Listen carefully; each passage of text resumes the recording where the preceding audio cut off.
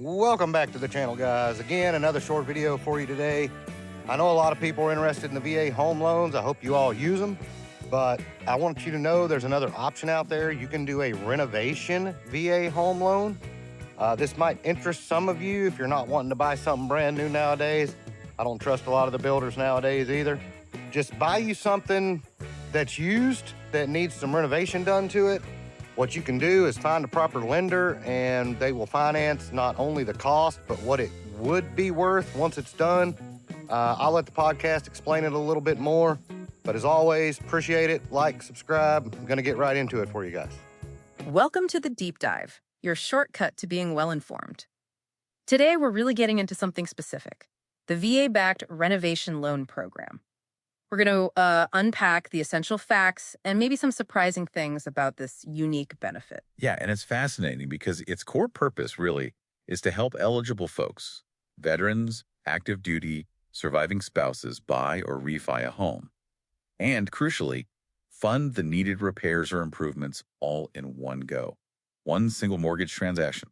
Okay, one transaction. That sounds much simpler than juggling multiple loans, so it's sort of an all-in-one deal for buying and fixing up. Exactly. People often call it a VA rehab loan. It bundles the house purchase or maybe a refinance with the renovation money. It's quite different from the usual way of doing things. And what's really powerful is that it carries over those great VA loan benefits. Right, the standard VA benefits. We're talking no down payment, that kind of thing. Precisely. For most borrowers with their full entitlement, zero down payment needed. Plus, you skip that monthly private mortgage insurance, the PMI. That's a significant saving each month.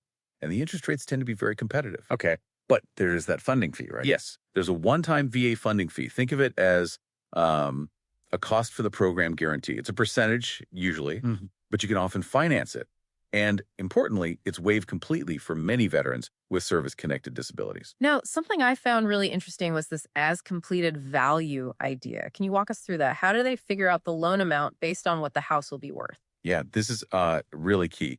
The loan amount isn't based on the home's current, maybe rundown condition. It's based on its projected value after all the planned renovations are finished. Okay, so give me an example. Sure. Let's say you find a place for $200,000 that needs $30,000 in work. But the appraiser looks at the plans and says, okay, once this is done, it'll be worth $210,000. Your loan maximum is tied to that $210,000, the as-completed value. Ah, so in that case, there's a $20,000 gap between the total cost and the loan amount. The borrower has to cover that difference somehow. That's right. You'd need to bring that $20,000 difference to the table. It really highlights why getting realistic estimates and a solid appraisal matters so much. And that leads right into the contractor's role. Which must be huge then, right? Their estimate basically sets the stage. Absolutely critical. The contractor has to be VA registered first off, and they need to provide a really detailed, precise bid before you even close. Their numbers directly affect whether the whole deal works financially. You really want someone experienced with these specific VA requirements.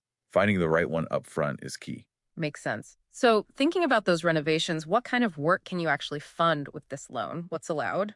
Good question. It's generally focused on things that improve livability, safety, and utility. So think major systems, HVAC, plumbing, electrical updates, fixing the roof, new windows, interior finishes are usually okay. Also dealing with health hazards like mold or lead paint, energy efficiency upgrades too. And very importantly, it's great for accessibility modifications, making a home work better for a veteran with disabilities. Okay, necessary stuff. But what about the flip side? What's not allowed? I heard there's some surprising limits. There are. First big one, no do-it-yourself work, zero. It all has to be done by licensed professionals. That surprises some people.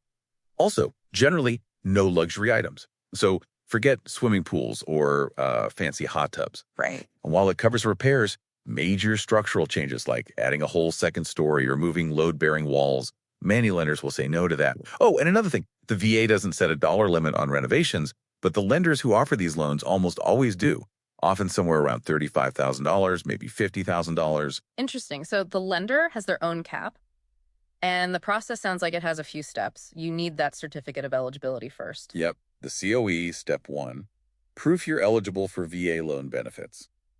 Then, and this can be tricky, you need to find a lender who actually offers this specific VA renovation loan. Not all VA lenders do. It's kind of niche. Okay, find a specialized lender.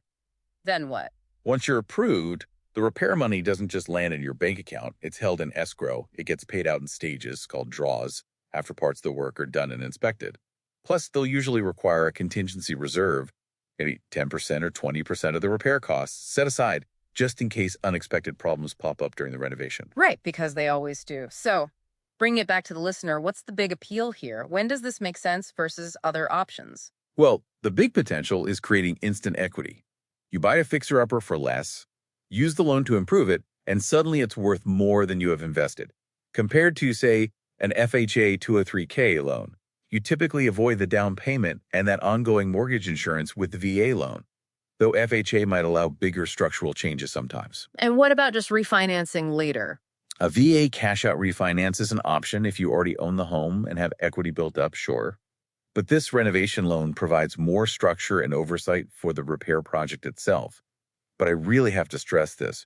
If you're a veteran with severe service-connected disabilities needing adaptations, look into the SAH and SHA grants first. Those are grants, not loans you repay. They should always be the primary go-to in that situation. That's a crucial point. This has been really clarifying. It's obvious the VA renovation loan, while specific, is a really powerful tool if used strategically. It absolutely can be. But your success really boils down to your team. You need that knowledgeable lender who gets these loans and a reliable VA registered contractor. Be ready to be involved like a project manager. Read your loan documents, carefully know the rules about fees, and definitely have a bit of a financial cushion for surprises. And hey, if you have specific questions about your own situation, your eligibility, or the benefits, you can always call the VA Loan Guarantee Service directly. That number is 877-827-3702.